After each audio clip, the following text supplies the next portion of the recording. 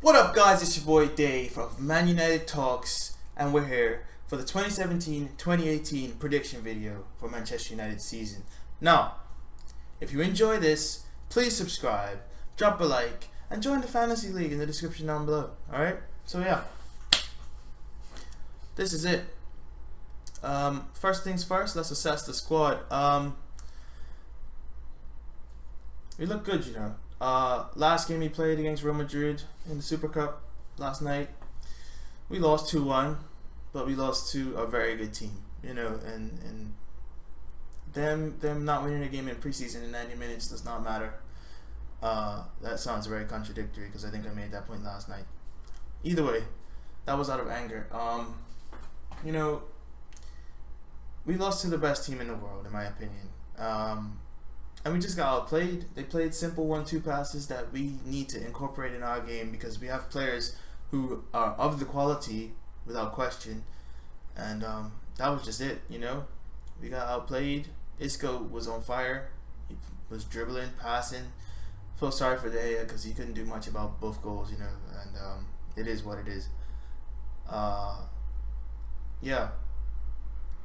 As for potential signings to the team, Aurier looks a possibility due to you know, seeing as his work permit or whatever, and whatever he's got to do in court goes through. Then I think it will happen, but I don't really.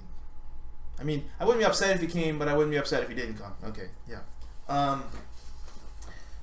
We got Matic, Lukaku, and what else did we get? Lindelof. Yeah. I'm okay. You know, Luke Shaw, when he comes back from injury, he'll slot right in, and I'm okay with that. I don't see the reason why we are playing a 5 at the back. I really don't. We brought in Matic to sit in front and stop these kind of things. And when we went back 4 against Real Madrid, we played so much better. In the last few minutes anyway, because we were actually going for it, apart from the fact that we were crossing in all the time. But it didn't really affect us defensively. When we went to the back 4 against Real Madrid, we did not concede a goal. So what's the problem? You know, whatever. It is what it is, you know, it is. I mean, we did concede a goal in the 52nd minute to Isco. But my point is, we just didn't, like, it didn't affect us. We still played football. We still played the game. I don't see the reason. I understand he has like 6 center backs now, but I don't see the reason for us to play a back 3. And I understand people have opinions of Mkhitaryan shouldn't be playing wide. He should be playing behind Lukaku. And I just don't get that. There's no reason for me. Like, we're good enough. Jose needs to do something tactically. I'm not going to say what he needs to do because that's, I mean, obviously I have my opinions. And that's what I'm giving to you, but it's not that easy. Obviously, I can say all these things, but to coach is a whole different thing. But I think he's got to find a way because I think we look our best with three at the front. If we can get that working, and I understand Mkhitaryan, you know, drifts centrally and he plays so much better, but he played wide at Dortmund and he was able to drift inside and do what he had to do. This team is more than capable of adapting to having Mkhitaryan go in and out, you know, and I think, you know, it should work. Personally, I think one of the big issues we had last night was Lukaku either stayed in the middle or stayed out wide, and he made probably 1 or 2 runs into channels and they did well, so, but he needs to do a bit more, you know, he needs to get in those channels, and then maybe he will tick on when the season starts. You know, he wants that golden boot, obviously. You know, maybe he'll tick on.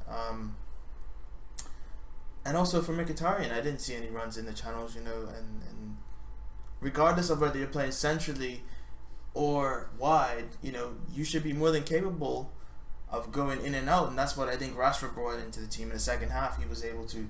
He made plenty runs in behind, and he's also capable of cutting inside. So is Martial. People were trying to accommodate Mkhitaryan so much, and I understand he could be, like, he's very vital, he's a very creative player, but you also got to look at what benefits Paul Pogba. Paul Pogba benefits if you make runs in behind when you come short to him, and most of the time he's just on the ball and nothing's happening. People coming short to him are the likes of Herrera and Lingard. Out of the whole team, that's usually who comes to him, and now Matic. So that's not okay. You know, like if Lukaku runs to Pogba, gets the ball from Pogba, passes it back, and goes, that space that he can now run into, and Pogba can play him in. And I didn't see enough of that. I don't see enough of that in this team, which is so good and so expensive. I just don't, I don't get it. And we can say all we want about Manchester United as fans, but Pep Guardiola, yes, he's paid so much money. But if this works, what can you say? He's paid his money, he's got his players. If it works for him, what can we say? Yes, okay, he bought the league, but he's winning. Okay, regardless of how he's done it, he's winning. Manchester United, we have our players. What are we doing? Lukaku is at Everton. I saw him run into people and passing back to people so simply. He made it look so easy. This is a team of better caliber players, so you should be more confident in passing to people. And maybe that just comes from lack of being around his teammates, or the lack of, he's only been there for 3 weeks, so he doesn't know his team that well. So we'll give him time, and by November maybe he'll be doing everything he was doing at Everton last season, which is all I ask of him.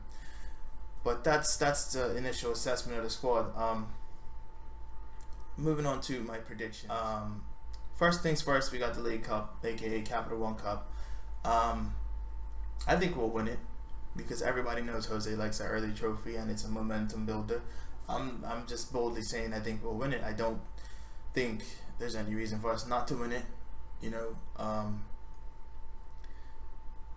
We got a good team, we got good youth, we got great depth. I think this is the tournament Andres Pereira will shine in. I think this is him. He's definitely deserves it. He went on loan, played brilliantly, and he's come back. He had a very good preseason, and the thing is, he's multifunctional. He's versatile. He can play any position attacking wise apart from striker. Not that he can't, but obviously for physical reasons and because Lukaku. But yeah, he can play any position in the attacking format, and I don't see any reason why he shouldn't play a big part in this cup. Fosu's gone out on loan, which I should have mentioned in the squad thing, but Fosu's gone out on loan, but I would have loved to see him in the Capital One Cup. But regardless, I think we'll win it. I'm going to say we'll win it because Mourinho likes this competition, so I'm going to say we're going to win that one. Next up, I think we'll put a strong fight up for the FA Cup, but I think we'll make it to the semi-finals at the most. I don't think we're going to win the FA Cup this season, and I could be proved wrong. I would love to be proved wrong. That's the joy in being wrong when it comes to predicting how far you're going to go. I think we'll make the semi-finals. I think we'll push very strong, but I think the next two competitions are primary in Jose's mind this season. And next up is Champions League. I think everyone's safe bet, and what they'd like to see is us just make it to the quarterfinal. Because, you make it out of the group stage, success.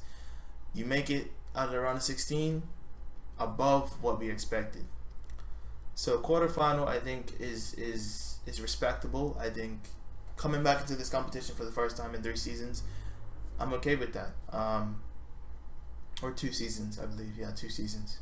But I think we could make it to the semi-final, to be honest, depending on the draw. And by the time the semi-final comes around, the quarterfinal, depending on what form we're in, because this team that we have, once we find that team, we're going to be unstoppable. Once we find the team that works the best and moves, just fluidly, I think we will be unstoppable. And I think we could make it to the semi-final, all depending on the draw, though. Obviously, all depending on the draw. We'll see how that goes. And now for the big one. The Premier League.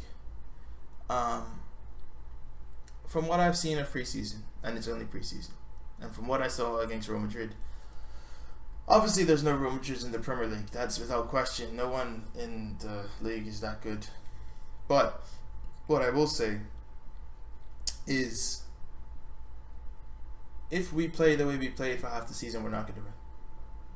And that's more than obvious. That was a very obvious statement that I just made. But I don't think 5 at the back is going to win us the Premier League. And Arsenal are playing it, Chelsea are playing it, and it's crowd in the midfield, and I get that.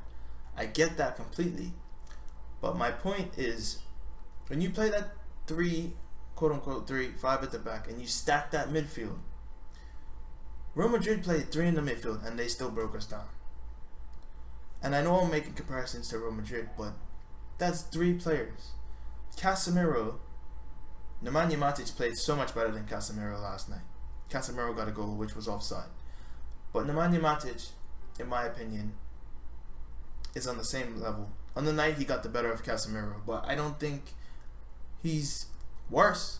I don't think he's better, so yes, they're on the same level. You got Paul Pogba, who in my opinion, Kroos is obviously the better passer, but he's more dynamic. Pogba is more dynamic than Kroos. Pogba will run, Pogba can dribble. Not that Kroos can't do these things, but Pogba is definitely a more mobile player. And then as for Luka Modric, that's your wild card. Because, I mean, you probably would compare Modric and Pogba a bit more. Either way, we got a good team, okay? And that 3-man midfield just shows what it's capable of. If we learn to pass with fluidity and move forward, we will be unstoppable, okay? And that's what Mourinho needs to get. That's what the players need to be instilled in them. That's just my opinion. But I'm going to say we finish second. You know, I don't have any clue who will finish first. I couldn't tell you who would finish above us, but I think we'll get second unless we hit that star valve by November, or even we gotta be kicking butt by October. Honestly, we gotta be kicking butt by October. We gotta kill it. You know, we have no excuse. We got quality players and we spent money, you know, on good players. There's no reason that we shouldn't win the league, and there's no reason that we shouldn't come second. I would be happy with second personally.